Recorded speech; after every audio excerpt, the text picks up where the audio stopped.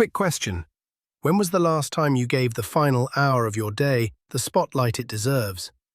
I'm talking about the 60 minutes before your head hits the pillow. Because, believe it or not, that sliver of night might be the simplest, cheapest performance upgrade you'll ever find. Here's the thing.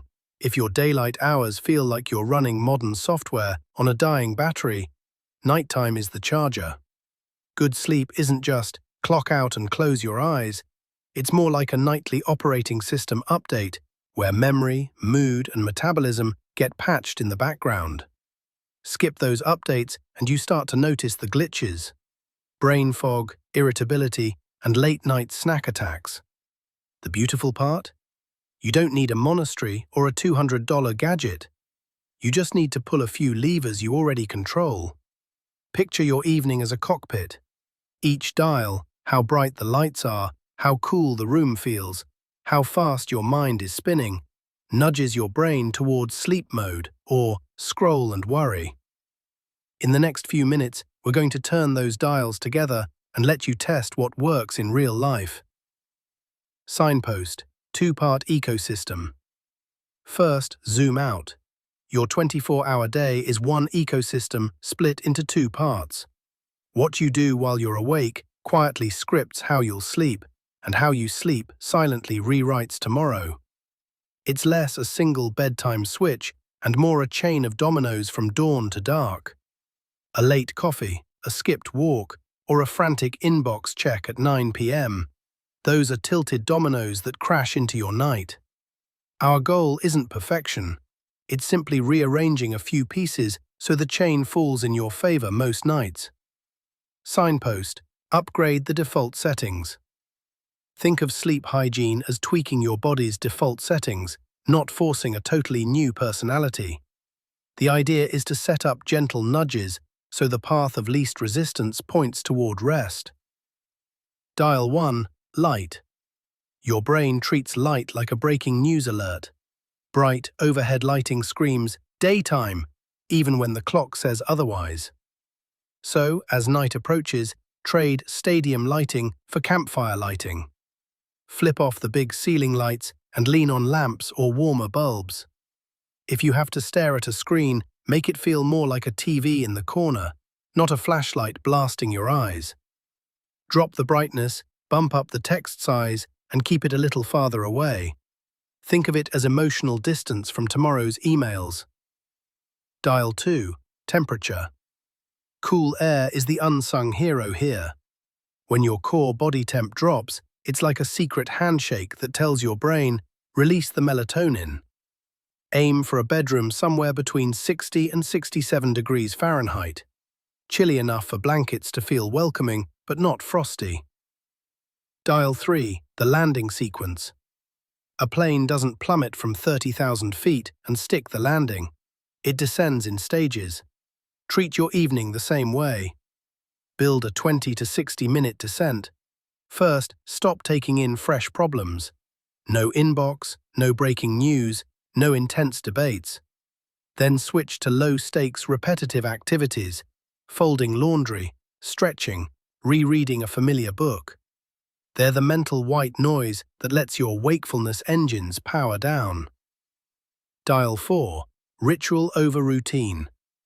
Your behaviors act like calendar invites to your internal clock.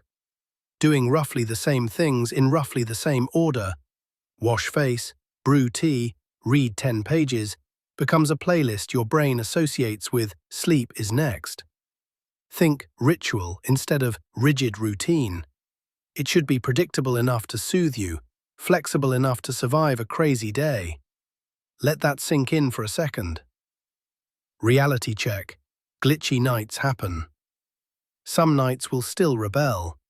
The goal isn't to flip sleep like a light switch. It's to stack the deck so even off nights drift in the right direction. Picture it, domino design. You really only need 3 or 4 dominoes placed well to tip the rest. Domino 1 could be lights down. At 9:30, overheads go off and a single lamp stays on. Domino 2 might be a body cue. Change into softer clothes so your muscles get the memo.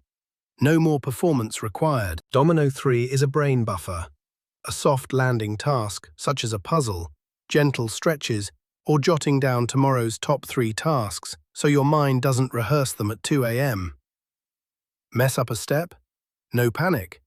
Just hop back onto the conveyor belt at the next familiar point. Future glimpse. As sleep research matures, bedrooms will look less like decor projects and more like personal rest labs. Light, sound, and timing will be tweaked the way athletes fine-tune training plans. We may start bragging about how efficiently we charge, like comparing phone battery life, instead of how little we sleep. Experiment mindset. Treat all of this as an experiment, not a referendum on you. Tweak one dial, watch what changes, then adjust again, like you're beta testing your own firmware. Some nights will crash, others will run silky smooth. Over a few weeks, the patches add up and daytime starts to feel like you upgraded to a lighter, faster operating system. Action plan for this week. 1. Jot down the key ideas we just covered on sleep hygiene.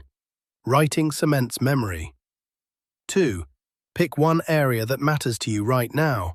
Maybe it's the screen glow, the room temp, or that late-night inbox habit. 3. Take one small action this week. Even a tiny tweak counts. Do those 3 steps and this episode turns into real-life progress.